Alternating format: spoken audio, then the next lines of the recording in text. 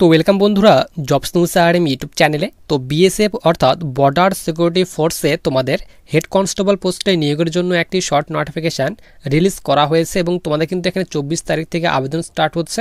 তোমরা কিন্তু এখানে মেল অ্যান্ড ফিমেল ছেলে মেয়ে উভয় আবেদন করতে পারবে। অনলাইন মোডে তোমাদের কিন্তু এখানে আবেদন করতে হবে।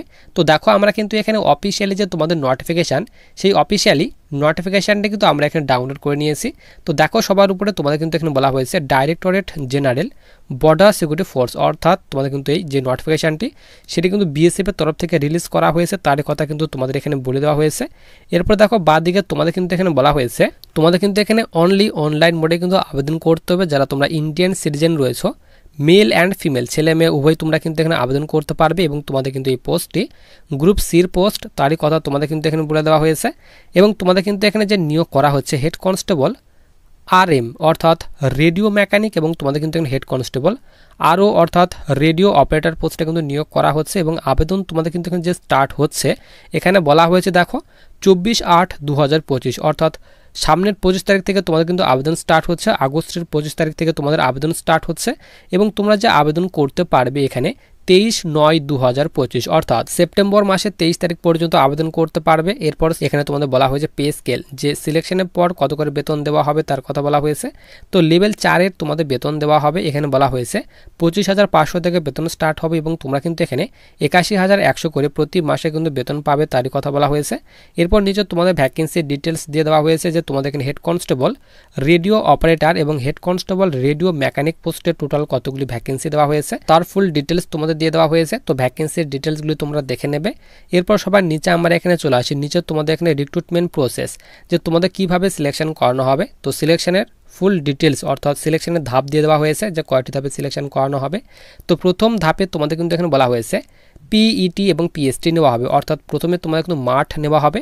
তো তোমাদের পিটি পিএসটি যে নেওয়া হবে সেটি কিন্তু RFIDর মাধ্যমে তোমাদের কিন্তু পিটি পিএসটি নেওয়া হবে, তারই কথা বলা হয়েছে। তো পিটি পিএসটি যারা পাস করবে অর্থাৎ মাঠ যারা পাস করবে তো তাদের কিন্তু এখানে সেকেন্ড ফেজে তোমাদের রিটেন এক্সাম নেওয়া হবে, সিবিটি এক্সাম নেওয়া হবে। এবং তোমাদের কিন্তু এখানে বলা হয়েছে English and Hindi medium only. তো তোমরা কিন্তু এখানে ইংলিশ কিংবা হিন্দি এই দুটি ভাষার মধ্যে যে কোনো একটি ভাষাতে এক্সাম দিতে পারবে, সিবিটি এক্সাম, তারই কথা বলা হয়েছে। তো সিবিটি এক্সাম যারা পাস করবে তো তারপর থার্ড ফেজে অর্থাৎ 3 নাম্বার ফেজে তোমাদের ডকুমেন্ট ভেরিফিকেশন, এরপর তোমাদের মেডিকেল এক্সাম নেওয়া হবে, তারই কথা বলা হয়েছে। তো মেডিকেলের পর তোমাদের ফাইনাল যে মেরিট সেই মেরিট কিন্তু প্রকাশ করা হবে, তারই কথা কিন্তু বলে দেওয়া হয়েছে। নিজে তোমাদের এখানে এলিজিবিলিটি কন্ডিশনের কথা বলা হয়। তো তোমরা যারা এখানে হেড কনস্টেবল রেডিও অপারেটর পোস্টে যারা আবেদন করবে তো তাদের জন্য তোমাদের এখানে এডুকেশনাল কোয়ালিফিকেশন বলা হয়েছে। তো তোমাদের কিন্তু অবশ্যই উচ্চ মাধ্যমিক পাস করা থাকতে হবে। এখানে সাবজেক্ট বলা হয়েছে PCM সাবজেক্ট অর্থাৎ ফিজিক্স, কেমিস্ট্রি এবং ম্যাথামেটিক্স সাবজেক্ট থাকতে হবে উচ্চ মাধ্যমিকে, এবং 60% মার্কস নিয়ে তোমাদের উচ্চ মাধ্যমিক পাস করা থাকতে হবে, তাহলে আবেদন করতে পারবে। অথবা যাদের এখানে 10th পাস করা রয়েছে অর্থাৎ মাধ্যমিক পাস করা রয়েছে প্লাস 2 ইয়ারের তোমাদের ITI পাস করা রয়েছে। এখানে ট্রেড বলা হয়েছে রেডিও অ্যান্ড টেলিভিশন, এরপর এখানে বলা হয়েছে ইলেকট্রনিক্স ইঞ্জিনিয়ারিং, এরপর এখানে বলা হয়েছে computer operator and programming assistant. তো তোমাদের এই সব ট্রেডের মধ্যে যে কোনো একটি ট্রেডে যদি তোমাদের এখানে ITI পাস করা থাকে তাহলে তোমরা কিন্তু এখানে হেড কনস্টেবল রেডিও অপারেটর পোস্টে আবেদন করতে পারবে। এরপর 2 নাম্বার পোস্ট বলা হয়েছে হেড কনস্টেবল রেডিও মেকানিক। তো তোমরা যারা এই পোস্টে আবেদন করবে তাদের জন্য বলা হয়েছে উচ্চ মাধ্যমিক পাস করা থাকতে হবে ফিজিক্স, কেমিস্ট্রি এবং ম্যাথামেটিক্স সাবজেক্ট নিয়ে, এবং তোমাদের মিনিমাম কিন্তু এখানে 60% মার্কস চাওয়া হয়েছে, তাহলে কিন্তু আবেদন করতে পারবে। অথবা যদি তোমাদের এখানে 10th পাস করা থাকে 10th প্লাস তোমাদের কিন্তু এখানে 2 বছরের ITI পাস চাওয়া হয়েছে এইসব ট্রেডে।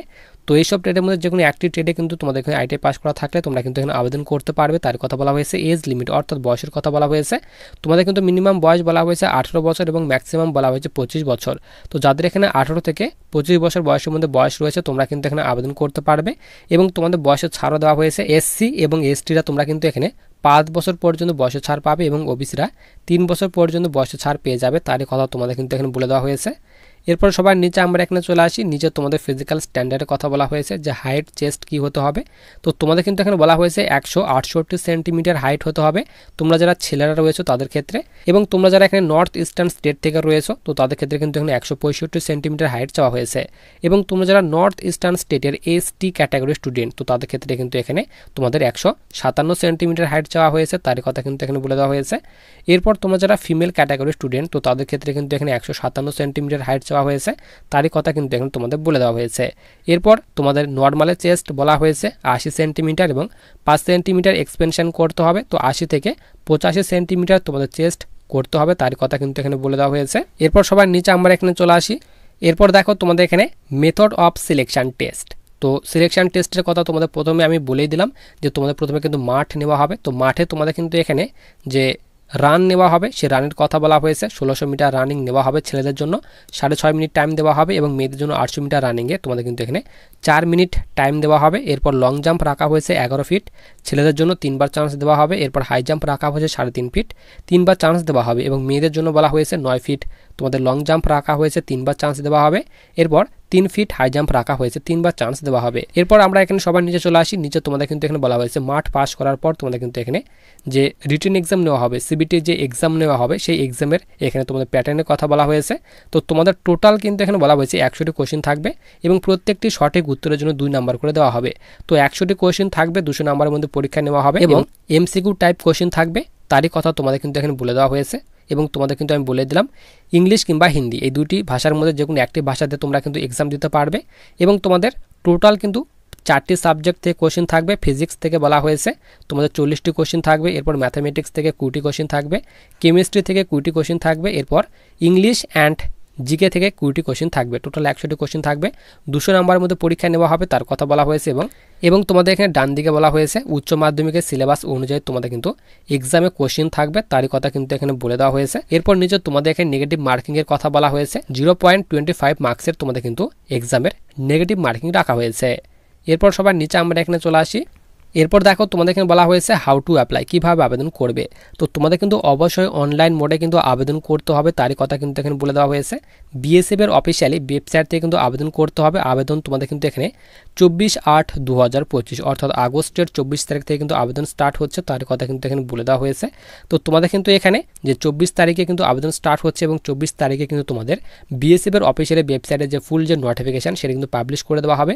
তো যখনই তোমাদের এই ভ্যাকেন্সির নোটিফিকেশান ফুল নোটিফিকেশান বিএসএফ এর অফিসিয়ালি ওয়েবসাইটে পাবলিশ করে দেওয়া হবে এবং আবেদনের লিঙ্ক যখন তোমাদের অ্যাক্টিভ করে দেওয়া হবে তো আমি কিন্তু তোমাদের অবশ্যই ভিডিওর মাধ্যমে আপডেট দিয়ে দেবো। তো তার জন্য তোমরা যারা এখনও চ্যানেলটিকে সাবস্ক্রাইব করে রাখোনি তারা অবশ্যই চ্যানেলটিকে সাবস্ক্রাইব করে পাশে থাকা বেল আইকনটিতে ক্লিক করে রাখো ভবিষ্যতে আসা বিভিন্ন ধরনের ইম্পর্টেন্ট ভিডিওর নোটিফিকেশানগুলি পাওয়ার জন্য।